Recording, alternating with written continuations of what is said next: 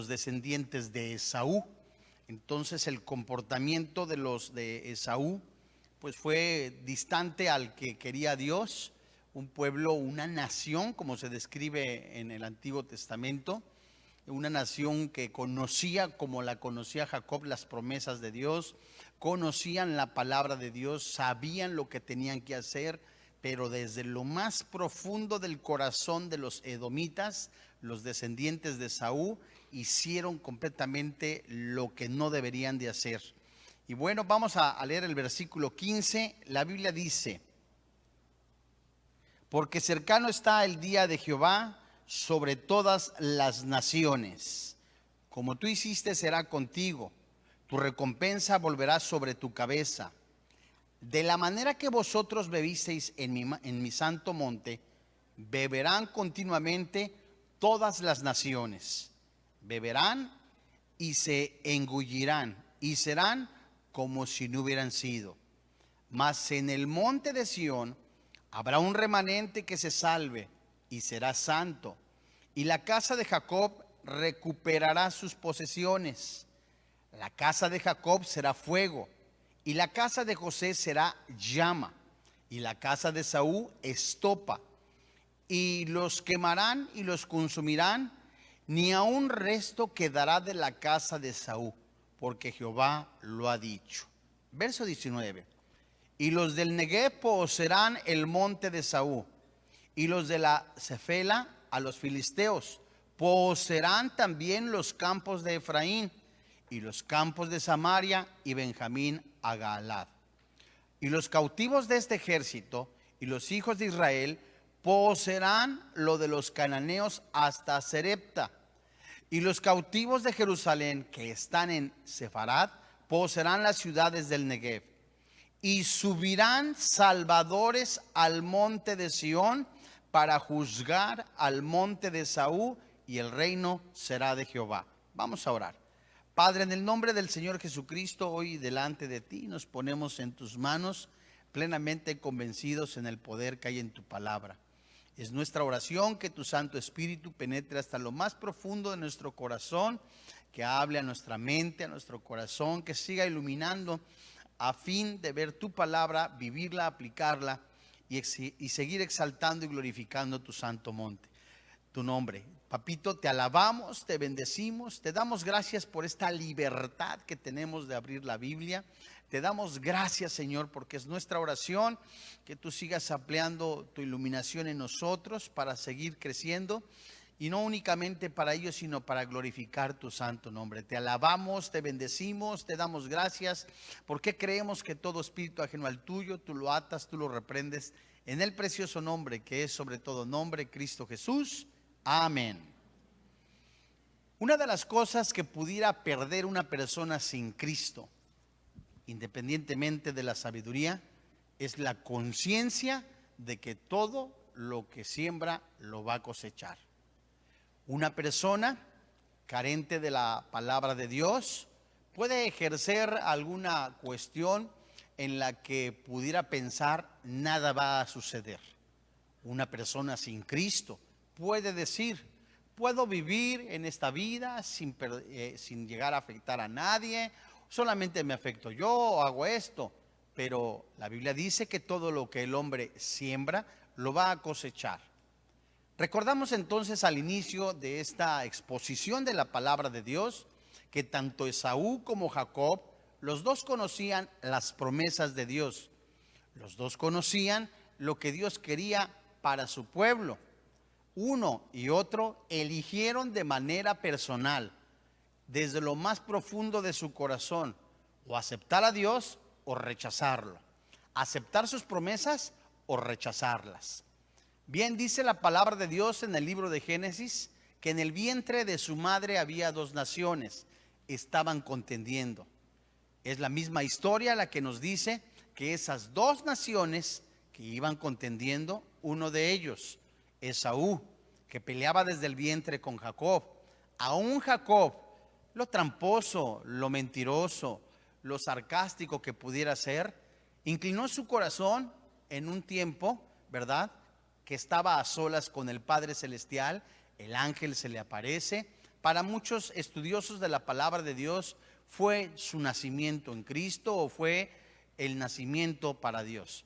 Esaú, siempre conociendo la palabra de Dios, vivió amargado, resentido y persiguiendo a Jacob y su descendencia. Eso nos pudiera señalar o mostrar que el carnal persigue al cristiano, o el que no tiene a Cristo como ejemplo va a perseguir siempre al que es cristiano. En Abdías encontramos varias acusaciones que el Espíritu Santo hace a los edomitas, advertencias y un punto donde está diciendo: hasta aquí. Es necesario que tú recapacites, que termines con la enemistad con los descendientes de Jacob. En otras palabras, es Dios mismo diciéndole a los que no son creyentes o los que se portan como no son creyentes: termina tu enemistad con mi pueblo, termina la enemistad conmigo, dice el Señor. Ponte a cuentas, recapacita, porque tarde o temprano vas a cosechar todo lo que hiciste. Además de eso, viene una devastación impresionante para tu vida, que si no te arrepientes, se va a consumir toda tu existencia. En el versículo 15, vemos cómo podemos trazar este versículo en varias secciones, pero leámoslo y veamos y dejemos que el Espíritu Santo sea quien hable a nuestro corazón en esta enseñanza. Dice la Biblia: porque cercano está el día de Jehová sobre todas las naciones, como tú hiciste, se hará contigo. Tu recompensa volverá sobre tu cabeza. La primera frase que nosotros encontramos en el versículo 15 es: porque cercano está. Esto y esta frase se refiere al juicio universal de Dios. Los edomitas, los descendientes de Saúl, deben poner fin a su enemistad contra el pueblo de Dios. Y la frase el día de Jehová hace referencia a acontecimientos que reivindican de manera especial el carácter, el propósito de Dios. Y este término, el día de Jehová, es un término que se utiliza con referencia al castigo, que es en breve, muy en breve. Pero veamos tan solo algunos ejemplos en relación al día de Jehová, cómo se utiliza en la Biblia. Por ejemplo, únicamente présteme atención, por favor. En Amós capítulo 5, desde el verso 8 hasta el 27, se toma el día de Jehová como un juicio para el pueblo de Dios. En el libro de Sofonías, capítulo 1, versículo 7 y versículo 14, la frase el día de Jehová se menciona para el exilio de Israel o también para la caída de Jerusalén. Podemos también ver que en Isaías capítulo 13, versículo 6, habla sobre las naciones que lo oprimen, la frase el día de Jehová. Así también como la Biblia señala que la frase el día de Jehová es también para el castigo de Babilonia. Así también como los acontecimientos de trascendencia universal en un futuro muy remoto. Eso usted lo puede confirmar en Miqueas capítulo 4, versículo 15. En el Nuevo Testamento también encontramos esta frase, el día del Señor. Alude a la segunda venida del Señor Jesucristo en gloria. Eso lo escribió el apóstol Pablo en la primera carta a los Corintios, en el capítulo 1, versículo 8. Así también como el apóstol Pedro escribiera en su segunda carta, en el capítulo 3, versículo 10. El juicio de Dios estaba a punto de caer sobre los edomitas, el que se describe en este capítulo, en el versículo 14 y 15. Fue una muestra de su juicio posterior sobre todas las naciones, si prestamos atención. Estas naciones, ¿cuáles son? Las que se negaron a someterse a la soberanía de Dios. En los versículos 15 y 16 se anuncia un nuevo tema, el día de Jehová. ¿Contra quién? contra todas las naciones. Podemos nosotros el versículo 15 trazarlo en tres partes. El día del Señor, que está cercano, es un tiempo de juicio espantoso, que está cercano no en tiempo cronológico, sino en el tiempo de Dios. Y se aplica aquí en el libro de Abdías a Edom, pero también a las naciones que se levantan contra Edom. Esta primera parte del versículo 15 introduce la segunda sección del libro, de este libro de Abdías, desde el versículo 16 hasta el final del libro, que es en el versículo 21.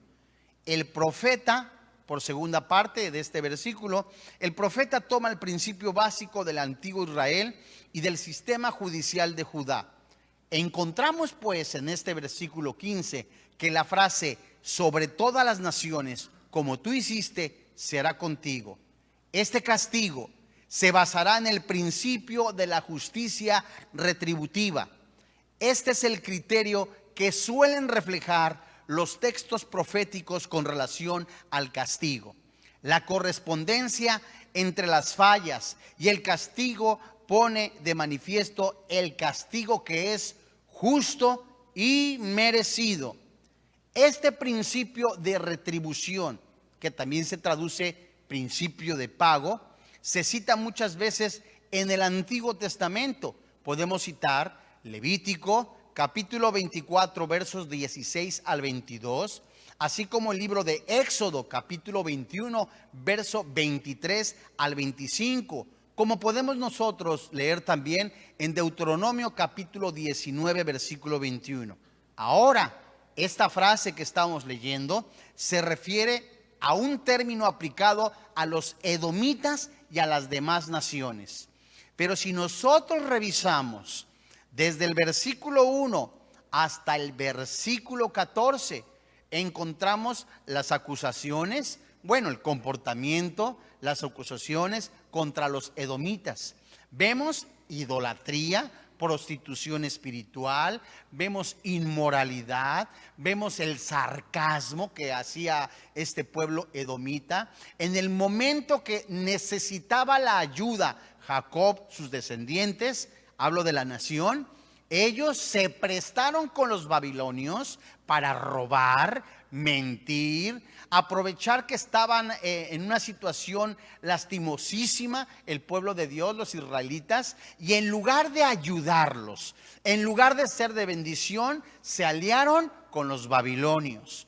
Los edomitas no solamente participaron en el saqueo hacia el pueblo de Dios, a más de eso, se quedaron paralizados, que en lugar de ayudar a su hermano caído, de ayudar al hermano enfermo, es un ejemplo, murmuraron, chismearon, abusaron de su boca, completamente se quedaron quietos y entregaron aún más a sus hermanos en la fe.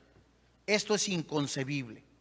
Todo esto, aún más de lo poco que estoy mencionando y que se encuentra en este libro, dice la Biblia en el versículo 15, en la parte final: tu recompensa volverá sobre tu cabeza. Es decir, todo lo que hicieron, chismes, murmuraciones contra los líderes, contra los pastores, el saqueo que hicieron contra la iglesia, completamente el quedarse paralizados, teniendo la manera de poder ayudar a sus hermanos en la fe, aún estorbaron, los traicionaron, los entregaron contra los enemigos, saquearon el templo, abusaron impresionantemente, hasta innombrable puede decirse. Eso que hicieron los edomitas, como dicen en el mundo, se les va a regresar. Esa recompensa volverá a su cabeza. Esta declaración proverbial sirve de razón y como base del juicio de Dios a Edom. Así como Edom participó activamente mientras Israel y Judá estaban siendo devastadas, así también será devastado en el futuro. Esa parte del versículo 15 es la conclusión del versículo 1 hasta el versículo 14. Pero si es tan amable, por favor, acompáñeme al Nuevo Testamento en Gálatas capítulo 6, versículo 7.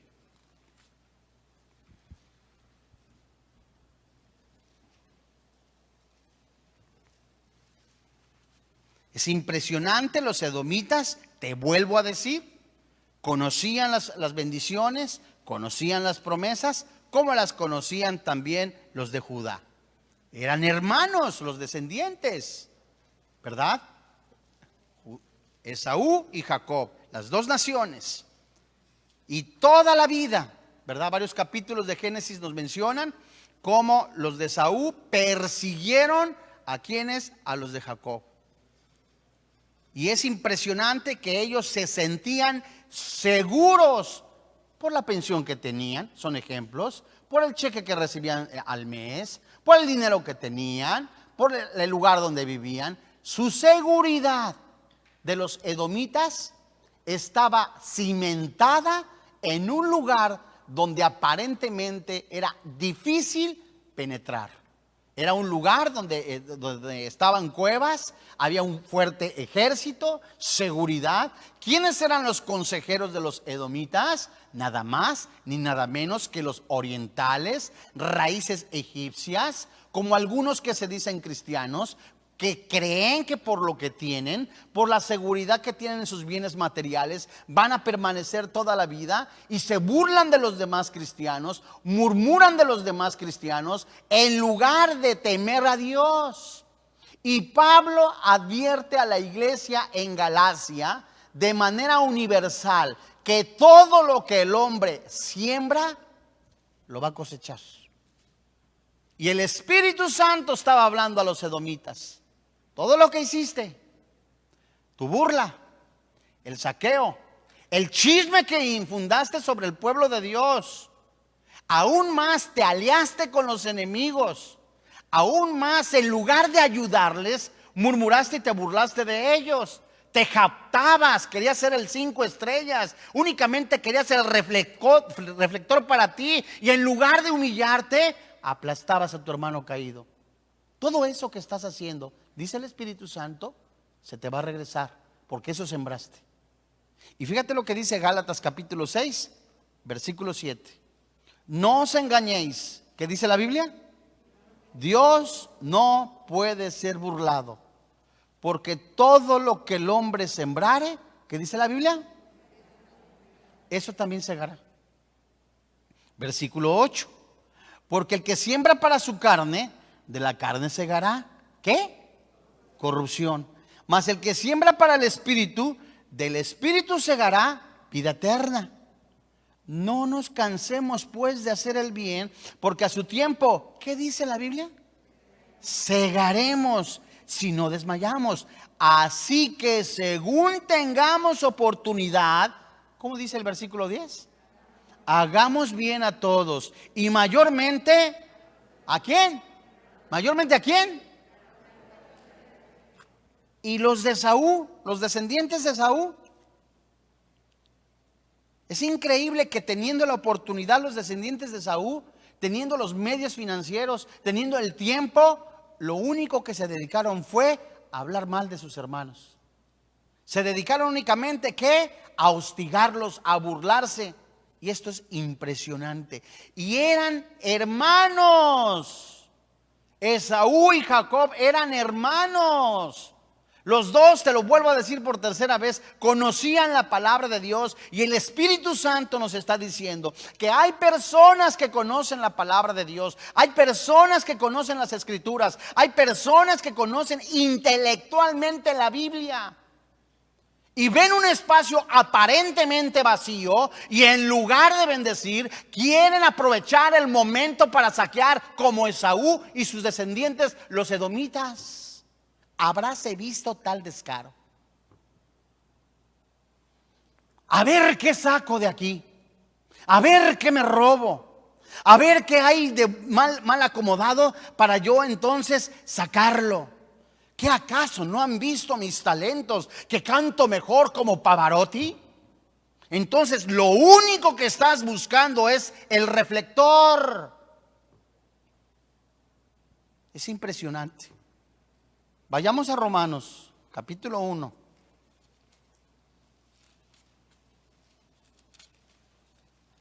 Y desde el verso 16, no vamos a leer desde el 16, pero desde el verso 16 hasta el verso 32, el Espíritu Santo está alertando la culpabilidad del hombre.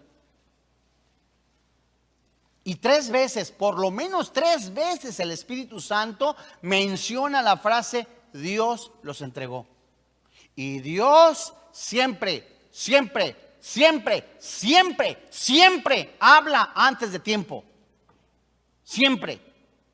Y el Espíritu Santo está hablando principalmente a la iglesia. Que no hay tiempo ya para seguir jugando a la iglesita, a las competencias, a hacer esto, a hacer lo otro para mi provecho. El Espíritu Santo está hablando para que seamos, ¿qué? Una familia, es lo que dice Efesios. Somos una familia, somos un cuerpo en Cristo Jesús, y esto habla de la unidad en Cristo Jesús. Léete Efesios 1 y 2. Y si somos un edificio, es como menciona, no este edificio, sino un edificio cuya piedra angular es Cristo Jesús, y donde descansa la doctrina que enseñan los apóstoles, va dando crecimiento a la iglesia. Cada uno de nosotros, los que formamos parte de la iglesia, tenemos que ver por las necesidades, dice Gálatas, mayormente de los de la familia en la fe. Y los edomitas lo único que hicieron fue: a ver qué saco de aquí. Fíjate lo que dice Romanos. Otro ejemplo de retribución. Vamos a leer desde el verso 18. Porque la ira de Dios se revela desde el cielo contra toda impiedad e injusticia de los hombres, que detienen con injusticia la verdad. Porque lo que de Dios se conoce les es manifestado, pues Dios se lo manifestó. Porque las cosas invisibles de Él, su eterno poder y deidad, se hacen claramente visibles desde la creación del mundo, siendo entendidas por medio de las cosas hechas, de modo que ¿qué? No tienen excusa. ¿Esto qué significa? Que lo que tus ojos ven, las cosas visibles, están dando testimonio que Dios existe. Y Dios se manifiesta o se da a conocer como a Él le place. Verso 21, no hay pretexto para decir Dios no existe. Verso 21, pues habiendo conocido a Dios, no le glorificaron como a Dios, ni le dieron gracias, sino que se envanecieron en sus razonamientos, y su necio corazón fue entenebrecido. El verso 21 del capítulo 1 de la carta a los Romanos nos enseña que no le dieron la gloria a Dios. Darle la gloria a Dios, ¿qué es? Tus ojos, tu mente, tu corazón, miembros del cuerpo. En Romanos capítulo 6 dice que presentemos nuestro cuerpo, ¿verdad? Nuestros miembros en justicia. Ya no los presentemos para el pecado. Pero resulta muy interesante que la palabra miembros se traduce herramientas. Y cuando nosotros utilizamos la herramienta en el debido uso para lo que fue creado, se le da el propósito con lo cual fue creado. Entonces, cuando yo uso mis ojos, mi mente, mi corazón, cada una de las partes de mi cuerpo, de mis instrumentos, le estoy dando el uso debido. Y cuando es así, estoy dándole el lugar a Dios. Y cuando en la carta a los Romanos fue escrita, amado hermano en la fe, que estaba muy involucrado por Grecia, Roma, había inmoralidad, había pecado, había sodomía, homosexualismo, lesbianismo. Pablo les está diciendo: ustedes no están usando su cuerpo, ellos no están usando su cuerpo, sus ojos, sus mentes, su corazón para lo que fue creado. No le están dando la gloria a Dios. Los edomitas, que conocían la palabra de Dios, que conocían las promesas, no le estaban usando. Estaban usando la filosofía oriental. Fíjate lo que dice, verso 22. Profesando ser sabios, se hicieron estúpidos. Así se traduce. Y cambiaron la gloria del Dios incorruptible en semejanza de imagen de hombre corruptible, de aves, de cuadrúpedos y de reptiles. ¿Qué significa? Que así como en Éxodo, el bendito pueblo de Dios, que esperó que estuvieran así desocupaditos los líderes, Moisés se va. y se va a recibir la ley. Y el pueblo se quedó, entre comillas, aparentemente solo. Estaba el ojo de Dios. ¿Qué hicieron estos hombres? Los mismos que convirtieron, imitaron el agua en vino, en sangre en Egipto, que huyeron y que se le pegaron a Moisés, los mismos que imitaron las plagas, algunas plagas que describen la palabra de Dios, son los mismos que incitaron a Aarón a hacer un becerro. Entonces el becerro apuntaba a la virilidad sexual. ¿Y qué estaban haciendo mientras el líder estaba en las cosas de Dios, que Dios lo estaba llamando para entregarle instrucciones? El pueblo estaba fornicando, haciendo lo que le venía en gana, en lugar de ser edificado. ¿Qué no está Moisés? ¿Y dónde está Moisés? ¿Qué pasó con Moisés? Y otros tanto, es que tú, es que acá, es que allá, en lugar de buscar la gloria de Dios. Dice el versículo 22, profesando ser sabios se hicieron necios. Cambiaron la gloria de Dios incorruptible en semejanza de imagen, de hombre corruptible, de aves, de cuadrúpedos y de reptiles. Entiéndase pues inmoralidad, bestialismo, etcétera, etcétera. Por lo cual también Dios, ¿qué dice la Biblia? Los entregó a la inmundicia en las concupiscencias de sus corazones, de modo que deshonraron entre sí sus propios cuerpos, ya que cambiaron la verdad de Dios por la mentira, honrando y dando culto a las criaturas antes que al Creador, el cual es bendito por los siglos. Verso 26. Por esto Dios, ¿qué dice? Segunda vez que dice Dios los entregó a pasiones vergonzosas, pues aún sus mujeres cambiaron el uso natural porque es contra la naturaleza, y de igual modo también los hombres, dejando el uso natural de la mujer, se encendieron en su lascivia unos con otros, cometiendo hechos vergonzosos, hombres con hombres, y recibiendo en sí mismos, ¿qué dice? La retribución debida a su extravío, lo mismo que los edomitas. Todo lo que hagas, todo lo que veas, todo lo que hicieron en secreto, si no te dejas completamente abrazar que el Espíritu Santo te está hablando, que confieses tu pecado, la Biblia dice, será confesado y será publicado por las azoteas. 3 veces el bendito pueblo de Dios, los que escucharon la palabra de Dios, dijeron, no nos interesa. Fíjate lo que dice el verso 28.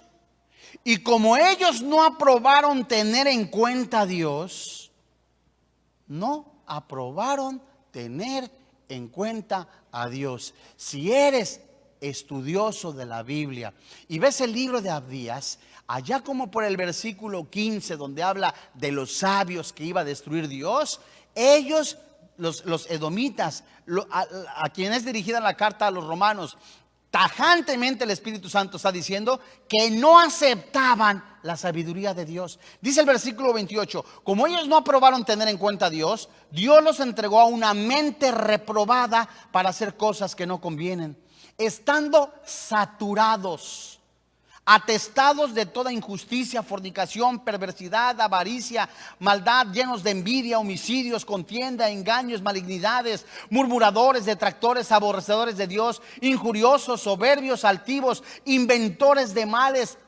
desleales a los padres, necios, desleales, sin afecto natural, implacables, sin misericordia, quienes habiendo entendido el juicio de Dios, que los que practican tales cosas son dignos de ¿qué? De muerte.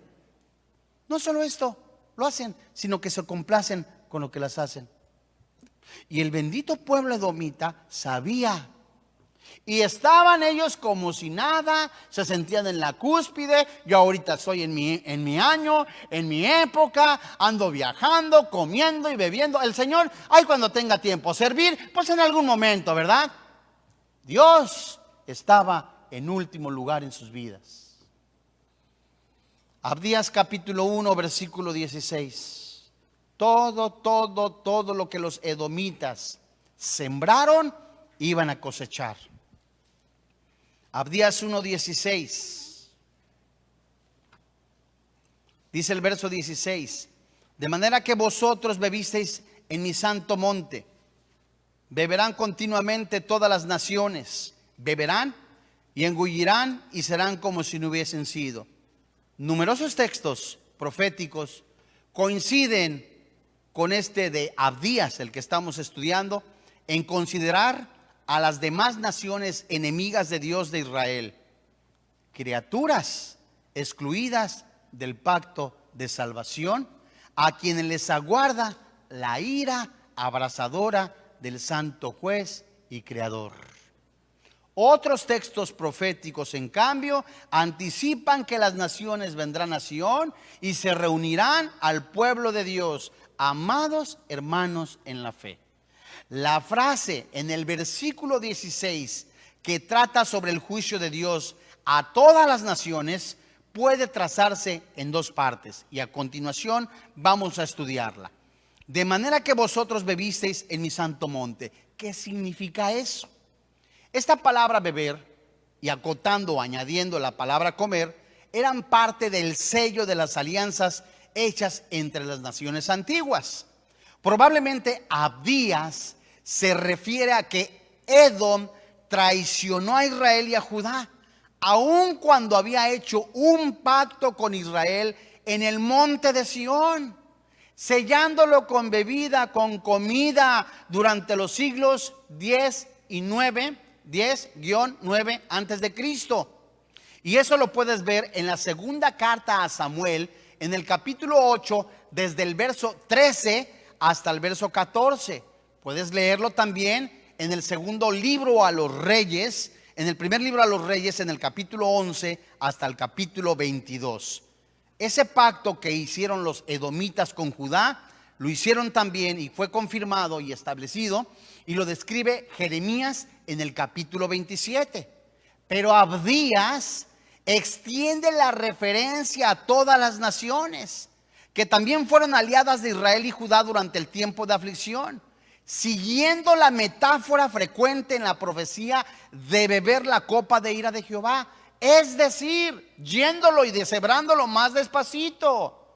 Esaú y Jacob, los edomitas y los descendientes de Jacob, el pueblo de Judá, hicieron un pacto, amigos, y nunca los de Edom lo cumplieron. Es como un cristiano que te dice, ejemplo, ¿sabes qué? Vamos a hacer la paz, estábamos enojados, hubo alguna riña, esto, aquello, pero en el momento que estuvieron en aflicción, era el cristiano que decía: somos una familia en la fe, somos hermanos, nos vamos a ayudar, cuando tengas necesidad yo te voy a ayudar, hermano, te amo tanto que vas a ver cuando en el momento que lo necesites, ahí voy a estar. Pregunta: ¿en dónde estaban ellos cuando fueron atacados por Babilonia? Como el hermano que dice: te voy a ayudar en tiempo de necesidad. Y nunca estuvo, al contrario, abusaron, chismearon, murmuraron en contra de su hermano.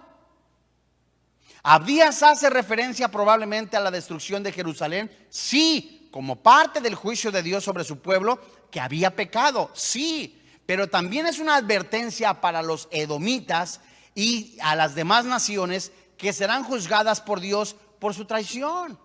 Así el juicio proyectado sobre los edomitas llega a ser como un símbolo en los últimos tiempos del juicio de Dios para todas las naciones. ¿Qué te está diciendo? ¿Qué nos está diciendo el Espíritu Santo?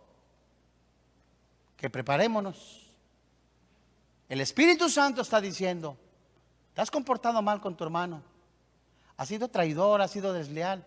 Deja que el Espíritu Santo hable a tu corazón, ponte a cuentas y ahora sí, pórtate como un genuino cristiano. Dios está llamando, léete desde Amós, Abdías capítulo 1, desde el verso 1. Dios está llamando a las naciones.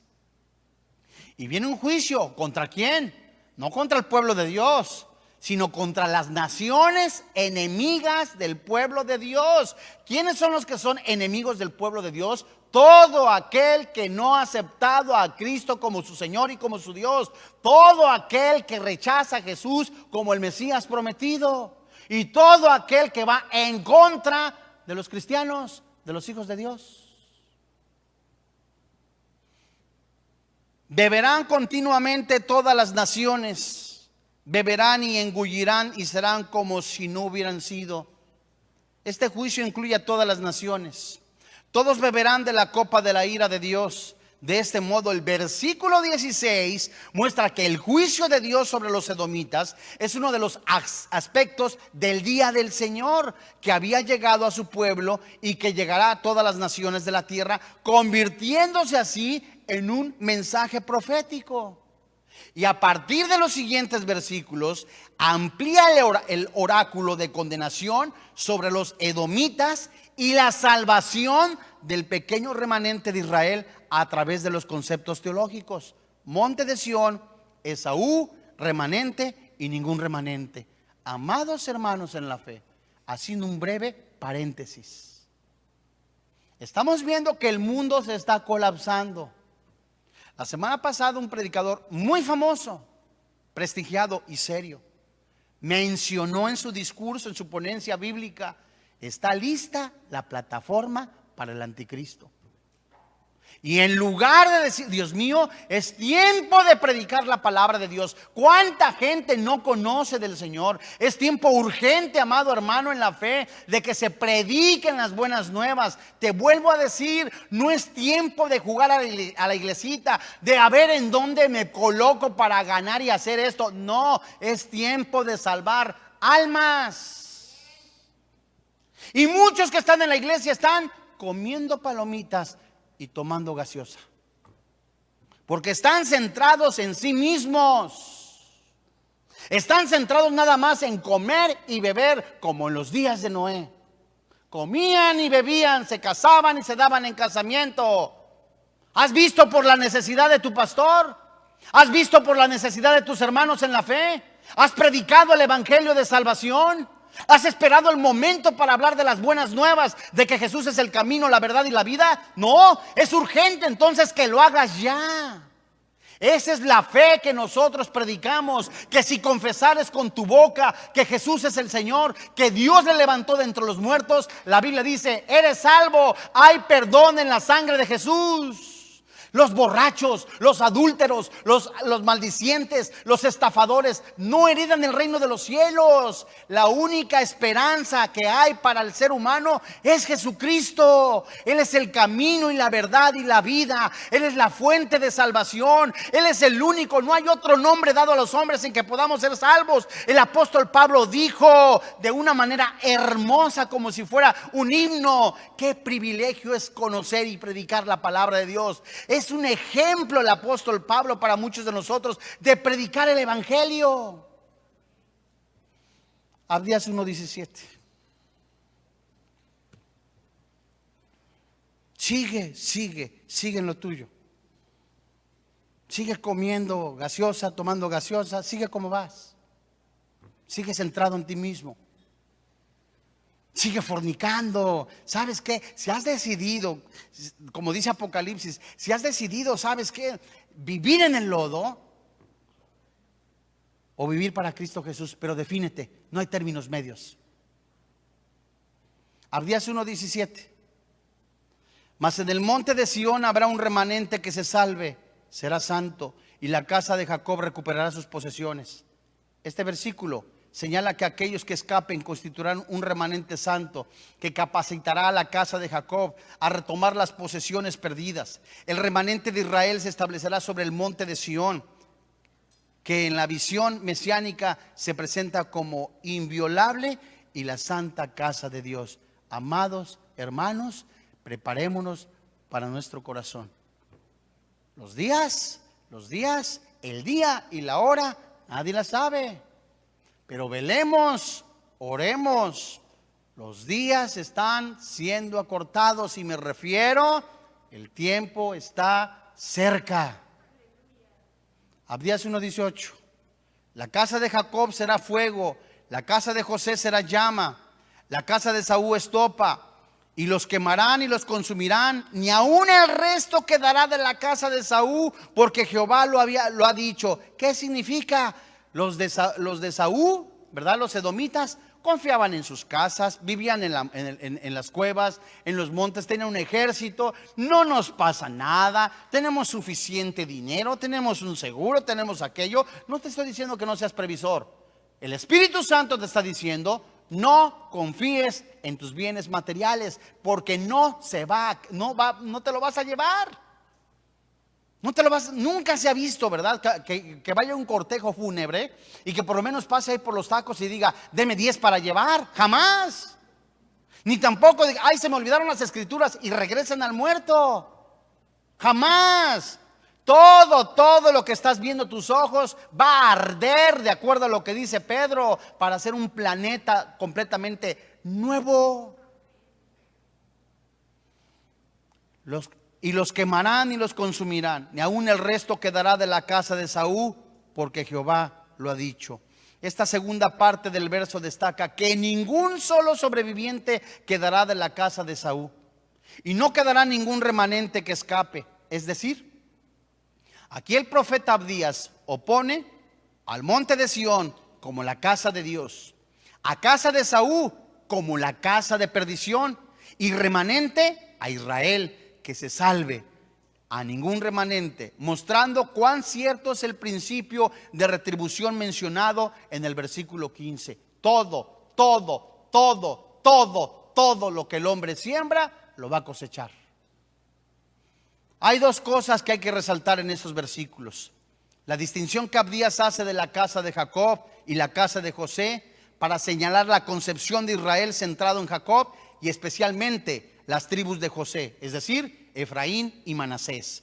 Esto sugiere que el autor tiene en mente el reino del norte de Israel, que está basado sobre la montaña central de Israel y sus dependencias en Judá y las otras tribus. 2. La unión de Israel y Judá es un hecho de las descripciones proféticas en la era mesiánica, que se describe en Ezequiel capítulo 37, verso 16 al 22, en el libro de Oseas capítulo 1, versículo 11. Y vamos a terminar leyendo el versículo 19 en adelante. Y los del Negev poseerán el monte de Saúl, y los de Cefela a los filisteos. Poseerán también los campos de Efraín y los campos de Samaria, y Benjamín a Galaad. Y los cautivos de este ejército de los hijos de Israel poseerán los cananeos hasta Serepta. Y los cautivos de Jerusalén que están en Sefarat poseerán las ciudades del Negev.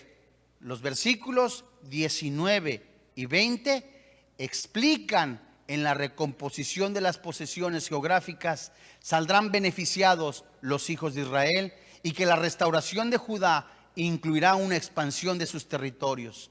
Este versículo 19 dice que los israelitas del Negev heredarán la tierra de Edom, es decir, las montañas de Saúl.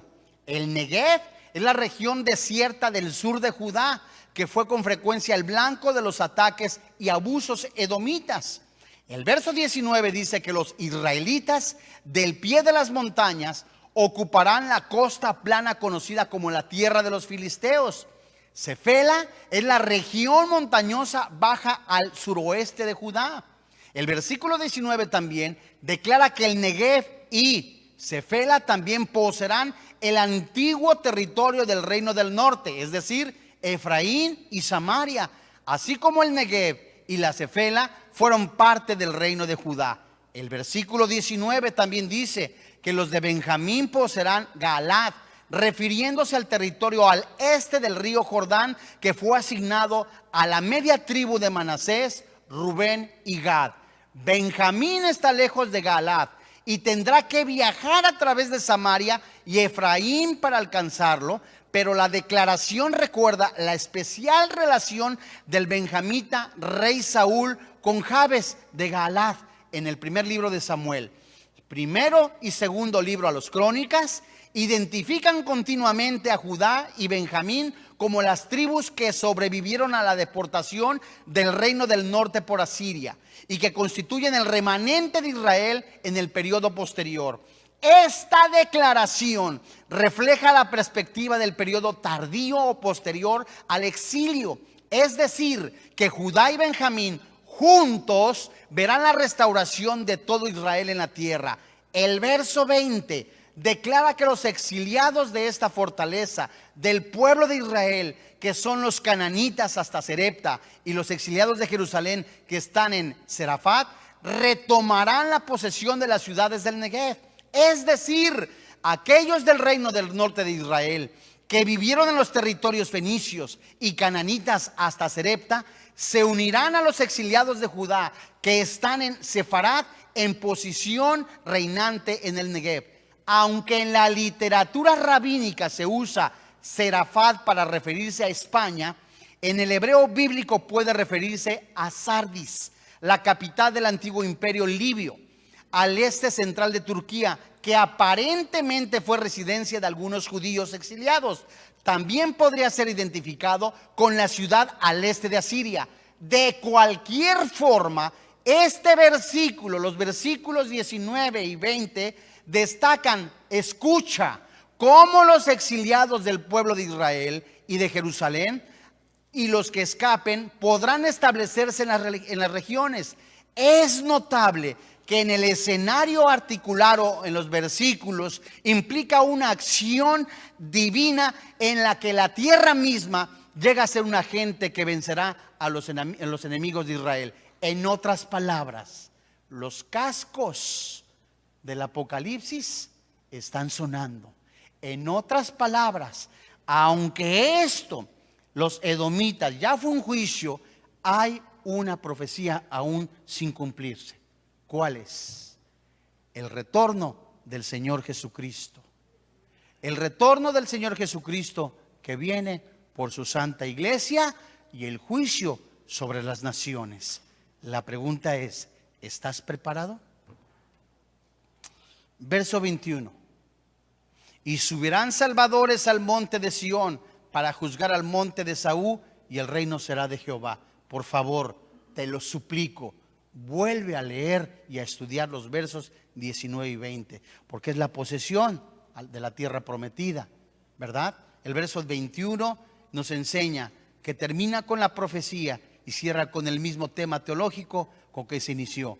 ¿Cuál es el tema teológico? El Señor Jehová reina por sobre toda la tierra.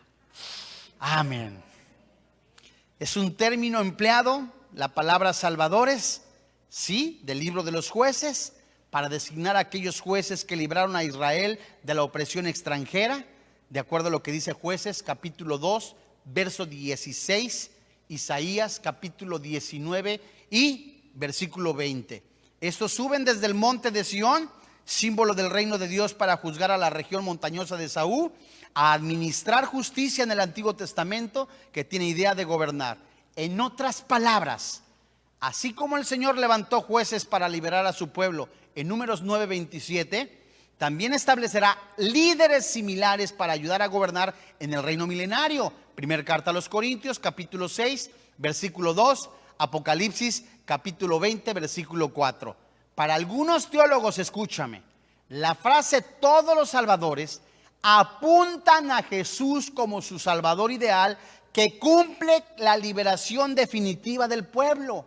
Y retomando lo que dice el profeta Abdías, el reino de Jehová, este reino, traerá la redención final, quedará inaugurado con el ministerio, muerte y resurrección de Jesús y será consumado en su gloria. Y cuando las naciones sean juzgadas en el día del Señor, entonces el Señor establecerá su reino milenario, una teocracia en la que Dios reina, gobierna a su pueblo de forma directa en la tierra. Lo escribió Zacarías en el capítulo 14, versículo 4 y 9, Apocalipsis capítulo 11. En este sentido, amados hermanos en la fe, Abdías puede concluir su mensaje con el grito de triunfo: Jehová reina eternamente en todo el universo. ¡Viva Jehová de los ejércitos! Él es Dios por sobre todas las cosas. Cerca de ti está, en tu boca y en tu corazón, que si confesares con tu boca que Jesús es el Señor y Dios le levantó de entre los muertos, serás salvo.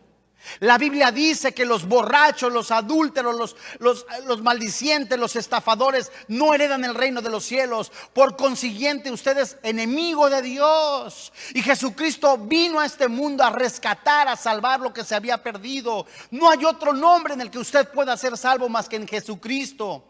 Jesucristo en el último día de la fiesta, poniéndose en pie, alzando la voz, dijo: si alguno tiene sed, venga a mí, beba. De su interior correrán ríos de agua viva. Jesucristo es el camino, la verdad y la vida. Jesucristo es el pastor de pastores. Jesucristo es el alfa, el omega, el principio y el fin. Jesucristo es la escalera que vio Jacob. Jesucristo es el sacrificio de Abel. Jesucristo es el príncipe de príncipes, es el príncipe de paz. Jesucristo es Dios por sobre todas las cosas. Él es el camino, la verdad y la vida. Él es la esperanza. No puede usted salir de este lugar sin antes decir: Jesucristo es Dios por sobre todas las cosas. Amén. Vamos a orar. Vamos a orar. Padre, en el nombre del Señor Jesucristo, es tu palabra la que habla a nuestro corazón para no mudar nuestros ojos espirituales en Jesús, que es el autor y consumador de la fe. Es Jesucristo, es su Santo Espíritu que habla a nuestro corazón, a lo más profundo de nuestro corazón, para ponernos a cuentas. Hoy en este día que el Espíritu Santo a cada uno de nosotros ha hablado en este precioso libro de Abdías.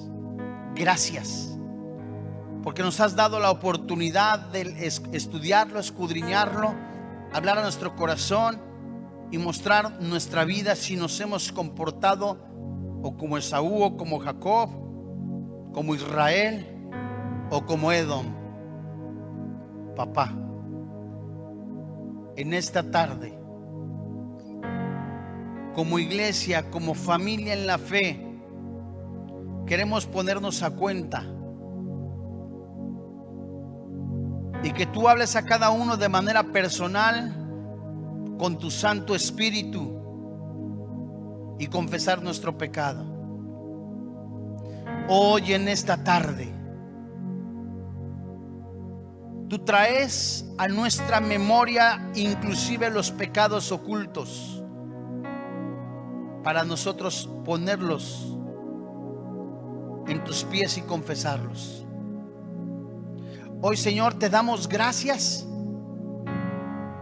porque también en este día queremos agradecerte que la sangre de Cristo ya nos ha lavado, nos ha limpiado. Te pedimos perdón si hemos ofendido a nuestros hermanos en la fe, si no nos hemos comportado o no hemos sido sensibles a tu voz. Hoy en este día queremos realmente vivir conforme a tu voluntad. En medida que nosotros te busquemos, tu palabra esté en nuestro corazón y la vivamos. Nuestra carne irá muriendo, tu Espíritu Santo ensanchándose y nuestra vida glorificándote. Hoy en este día queremos agradecerte este último domingo de año. ¿Quieres ponerte en pie? Ponte en pie tantito, por favor. Levanta tus manos.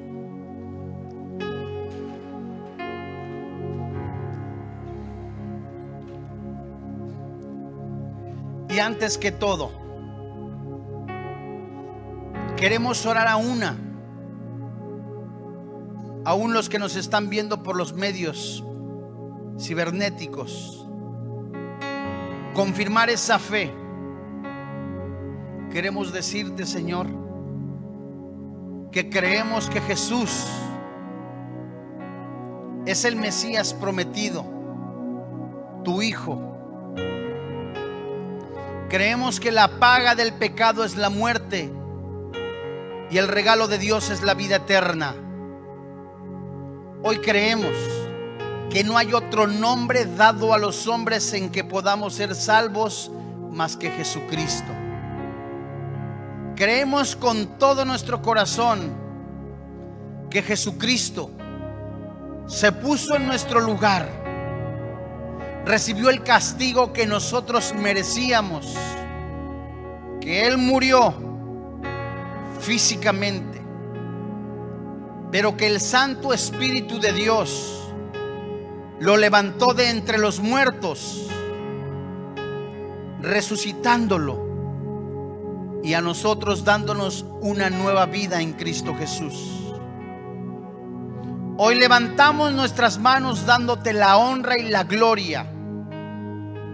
Te agradecemos este año 2020 en el que hubo pruebas, momentos de tristeza o de angustia, de desespero como de alegría, de respuesta a nuestras oraciones, de felicidad, de paz. Hoy te damos gracias. Bendecimos a todo el cuerpo pastoral de Vida Nueva para el Mundo, al doctor Armando Alducin, a su esposa, a sus hijos, a sus nietos. Señor, bendice a nuestro pastor Gustavo Ríos, su esposa, sus hijas, su nieto. Hoy te damos gracias, papá. Bendecimos este momento, bendecimos este año en que nos has mostrado nuestro corazón, nos has mostrado la esperanza en tu palabra, la confianza y la seguridad en tu Santo Espíritu y la esperanza de que algún día te veremos cara a cara. Si es tu voluntad comenzar el próximo año, que sea con tu mano, con tu dirección y tu bendición. Levanta tus manos. Que el Señor te bendiga y te guarde. Que el Señor haga resplandecer su rostro en tu vida.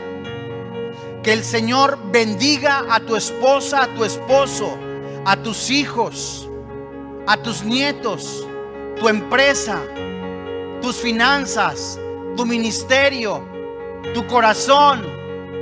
Que el Señor haga resplandecer su rostro sobre tu vida y que tengas paz. En el nombre de Jesús, amén. Que el tiempo que le quede de vida sean para la gloria del Señor Jesucristo. Que Dios le bendiga, que tenga paz. Hola, ¿qué tal? Me da mucho gusto saludarles y quisiera simplemente comunicarles que gracias a todos ustedes a través de todas las naciones del mundo que aman la palabra de Dios y que realmente están interesados en que nosotros como organización Vida Nueva para el Mundo y Armando Alducin Ministries continuemos predicando el Evangelio de la Gracia de Jesucristo y que podamos nosotros continuar haciéndolo gracias a sus donaciones. Este año cumplimos 46 años de ministerio, 46 años donde hemos predicado, hemos enseñado, hemos tenido seminarios y de diferentes formas de estudios bíblicos alrededor del mundo y hemos pensado y considerado de una forma fiel el Evangelio de la sana doctrina de Jesucristo. Nosotros, con todas estas donaciones, tenemos que sostener pastores, misioneros, obras, equipos de televisión y aún continuamos buscando la manera de poder elevar este ministerio. Hasta este momento quiero que ustedes estén enterados que no tenemos una sola propiedad como organización y así hemos trabajado durante 46 años porque le damos la importancia a la evangelización, a las misiones y también a los hombres de Dios para levantar más pastores. Le damos las gracias y que pueda Dios con su gracia tocar sus corazones y que puedan ustedes invertir en un terreno donde es fructífero, porque creemos que ha producido bastante buen fruto para la gloria de Dios. Gracias, muchas gracias por sus aportaciones y por las donaciones que sabemos ustedes continuarán haciendo para que podamos continuar siendo fieles en la predicación del Evangelio de la gracia de Dios. Que Dios les bendiga.